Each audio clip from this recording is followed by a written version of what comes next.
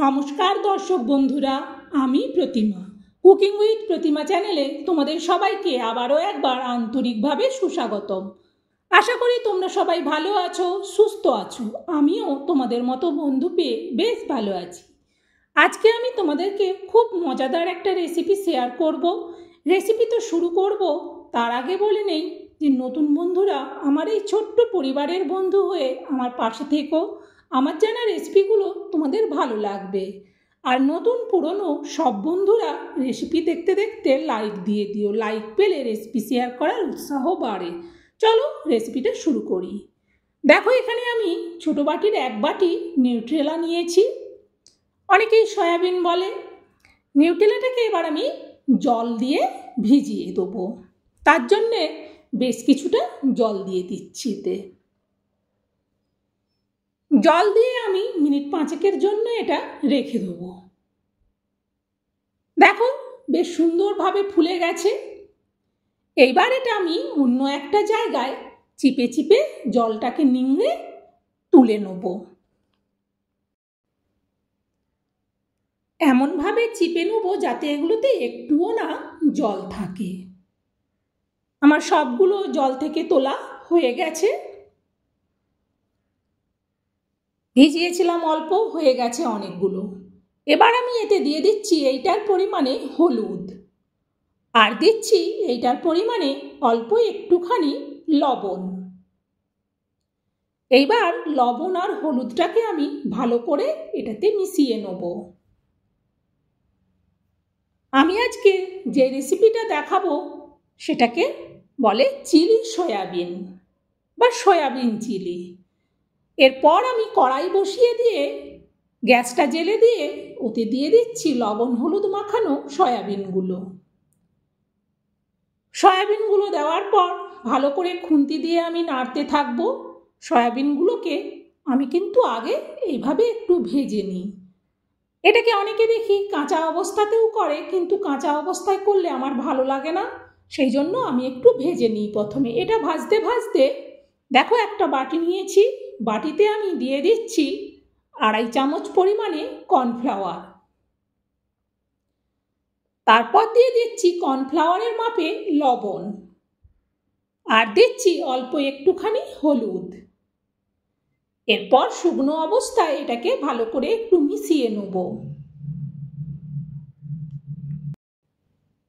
মেশানো হয়ে গেলে এতে আমি 2টো ডিম ভেঙে দিয়ে দেবো। ওইদিকে কিন্তু সয়াবিনটা আমার ভাজা হচ্ছে। গ্যাসটাকে কমিয়ে রেখেছি। গ্যাসটা কমিয়ে মাঝে মাঝে খুন্তি দিয়ে সেটাকে নেড়ে দিচ্ছি। আর এদিকে আমি এই বেটারটা রেডি করে নিচ্ছি। এবার এই 2টো ডিম দিয়ে কর্নফ্লাওয়ারটাকে ভালো করে সুন্দর করে মিশিয়ে নেব। সুন্দর করে মেশানো হচ্ছে, আর সেদিকে সয়াবিনটা ভাজা হয়ে গেছে। আমি এই বাটিটার মধ্যে নামিয়ে নিচ্ছি। সুন্দরভাবে ব্যাটারটা বেশ পাতলাভাবে রেডি হয়ে গেছে। এরপর আমি এই ভেজে রাখা নিউট্রেলাগুলো এটার মধ্যে দিয়ে দেবো। এবার সুন্দর করে এটাকে মেশাবো। অনেকে এই কাঁচা নিউট্রেলা দিয়ে করে, সেটা কিন্তু ততটা ভালো লাগে না। এইভাবে নিউট্রেলাটাকে ভেজে নিয়ে করলে এর টেস্টটা কিন্তু এতটাই সুন্দর হবে, চোখ বন্ধ করে খেলে যেন মনে হবে চিলি মাংসই খাচ্ছ, চিলি সয়াবিন মনে হবে না, চিলি চিকেনই মনে হবে। এটাকে সুন্দর করে এভাবে মেশাবো। দেখো, সুন্দরভাবে আমার এটা কিন্তু মেশানো হয়ে গেছে। এইভাবে তোমরাও কিন্তু যখন বানাবে আমার দেখানো প্রসেসে সুন্দর করে মিশিয়ে নেবে। তারপর আমি দেখো আবার কড়াটা বসিয়ে দিয়েছিলাম। তারপর দিয়ে দিচ্ছি এতে বেশ কিছুটা তেল। তেল দেওয়ার পর আমি একটু খুন্তি দিয়ে তেলটা চাড়িয়ে দিচ্ছি। তেলটা গরম হয়ে গেছে। এবারে ওই বেটারে মেশানো নিউট্রেলাটা পুরোটাই একসাথে দিয়ে দিলাম। এইভাবে পুরোটা একসাথে দিলেই কিন্তু ভাজা হয়ে যাবে। এটা কিন্তু জুড়ে যাবে না, ঠিক আলাদা আলাদাই থাকবে সব। তোমরা একটুও স্কিপ করো না, প্রথম থেকে দেখো আমি কিভাবে চিলি সয়াবিনটা বানাই। দেখো, সুন্দরভাবে কিন্তু খুন্তি দিয়ে নেড়ে দিচ্ছি। এটা আমার ভাজা হয়ে গেছে। এবার আমি এটা আবার নাবিয়ে নেব। নাবিয়ে নিয়ে আমি আবারও একটু তেল দিয়ে দিলাম। এরপর দিচ্ছি অল্প একটু গোটা জিরে, আর দিচ্ছি আমি বড় সাইজের দুটো পেঁয়াজ ফালি ফালি করে কেটে নিয়েছি। এই পেঁয়াজটা না কুচি কুচি করিনি, বড় বড় করে চারকোনা করে কেটে নিয়েছি। এই চিলি সয়াবিনের জন্য পেঁয়াজটা এইভাবে বড় বড় কাটলে খুব ভালো হয়। পেঁয়াজটা ভাজা হতেই এবার ওতে দিয়ে দেবো 4 চামচের 2 চামচ ভর্তি ভর্তি রসুন বাটা। আবারও খুন্তি দিয়ে রসুন আর পেঁয়াজটাকে নাড়তে থাকবো। পেঁয়াজ আর রসুনটা থেকে ভাজা ভাজা গন্ধ বেরোলে এবার ওতে দিয়ে দেবো 4 চামচের 2 চামচ আদা বাটা। আদাটা দেওয়ার পর আবারও আমি খুন্তি দিয়ে নাড়তে থাকবো।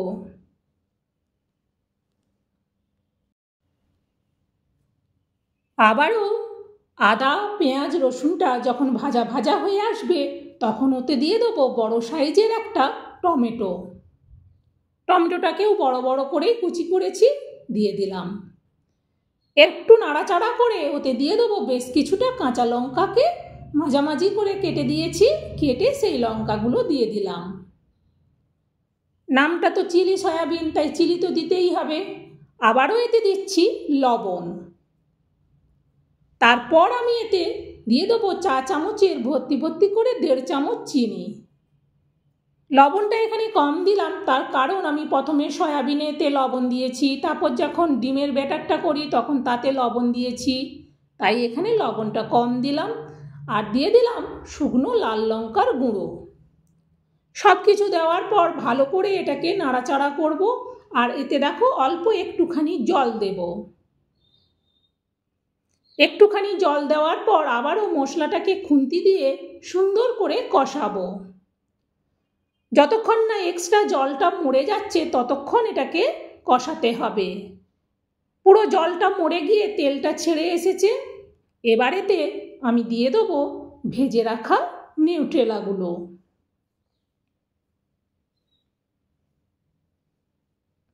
এরপর আবার আমি খুন্তি দিয়ে সব কিছুকে সুন্দর করে মেশাবো। আমার এই চিলি সয়াবিনটা বন্ধুদের কেমন লাগলো সেটা কিন্তু অবশ্যই আমাকে কমেন্ট করে জানিও। তোমাদের কমেন্ট পেলে আমি বুঝতে পারবো আমার রেসিপিটা তোমাদের কেমন লেগেছে। দেখো এইভাবে যখন সুন্দর করে কষিয়ে লাল হবে তখন এতে দিয়ে দেবো পরিমাণ মতো জল।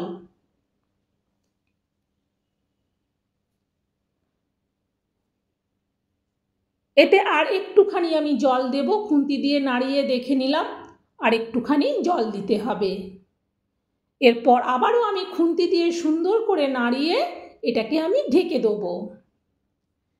মিনিট 5 বাদে আমি ঢাকনাটা খুলে দেখছি সুন্দরভাবে ফুটে গেছে। আবারও একটু খুন্তি দিয়ে আমি ভালো করে উল্টে পাল্টে নেড়ে দিচ্ছি। এরপর আমি এতে দিয়ে দিচ্ছি 4 চামচের ভর্তি ভর্তি 3 চামচ টমেটো সস।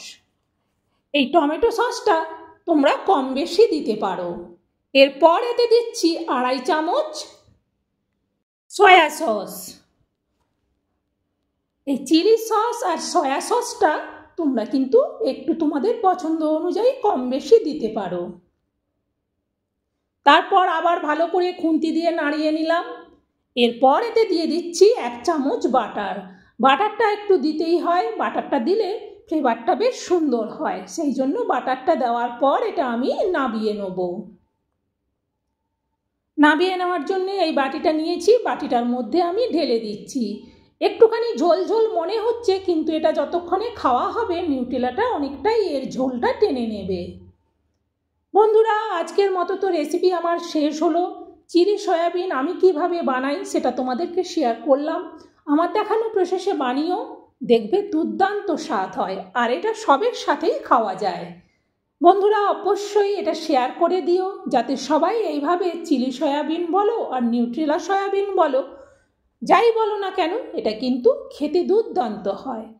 অবশ্যই তোমরা সবাই ভালো থেকো, সুস্থ থেকো। আবার পরের রেসিপিতে তোমাদের সাথে দেখা হবে।